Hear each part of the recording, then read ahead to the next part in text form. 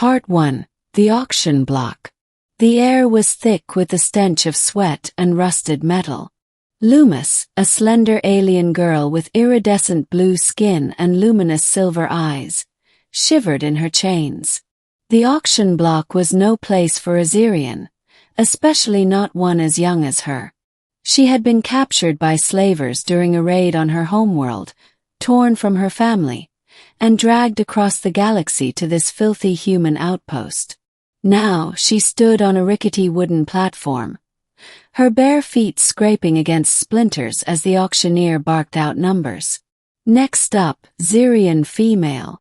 Young, healthy, good for labor or other uses. The auctioneer grinned, revealing yellowed teeth. Starting bid, $10. Lumis squeezed her eyes shut.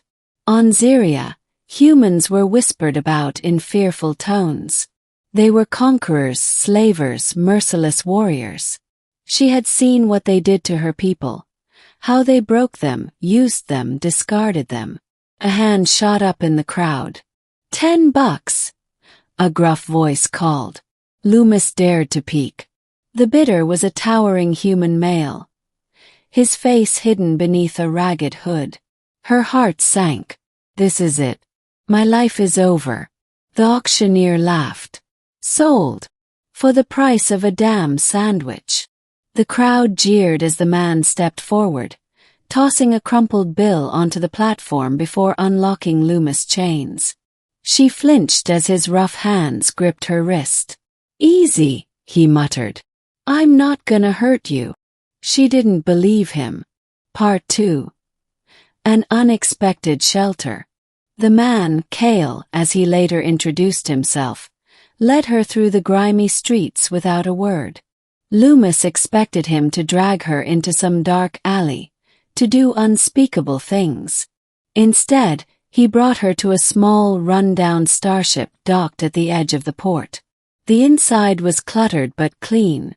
A bunk was shoved against one wall, a tiny kitchen against the other. Sit, Kael said, gesturing to a worn-out chair. Lumis hesitated. Was this a trick? Kael sighed, then reached into a cabinet and pulled out a med kit. You're hurt. She hadn't even realized it. Her arms were bruised, her wrists raw from the shackles. Slowly she sat. Kael knelt in front of her, his movements careful as he cleaned her wounds. His hands were calloused but gentle. Why? Lumis whispered. He didn't look up. Why what? Why did you buy me? Kael paused, then met her eyes. Because no one deserves to be sold. Part 3. A glimpse of humanity. Days passed. Kael never raised his voice, never laid a hand on her in anger. He gave her food, clothes, even taught her a few words of his language. One night, as they sat in the ship's cramped cockpit, Lumis finally asked the question burning in her mind. Are all humans like you? Kael chuckled darkly. No. Most of 'em out here.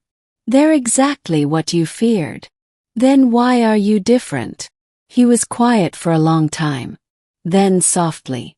Because someone once showed me kindness when they didn't have to. Lumis didn't ask more.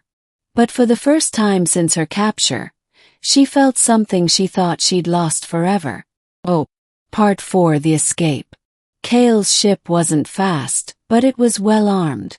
When slavers tried to intercept them near the border, he fought them off without hesitation.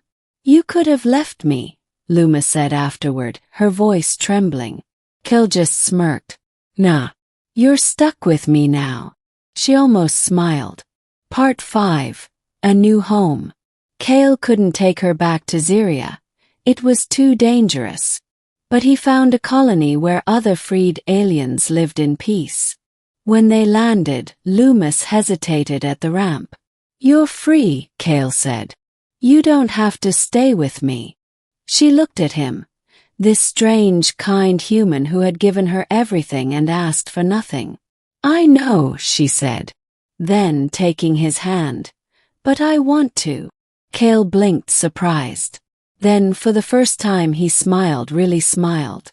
"All right then," he said. "Let's go home." Epilogue. Years later, on a quiet world far from slavers and auctions, a human man and a Xirrian woman sat on a porch, watching twin suns set. Lumis no longer flinched at human hands. And Kael. He had finally found something worth fighting for. Not all humans were kind. But he was. And that made all the difference.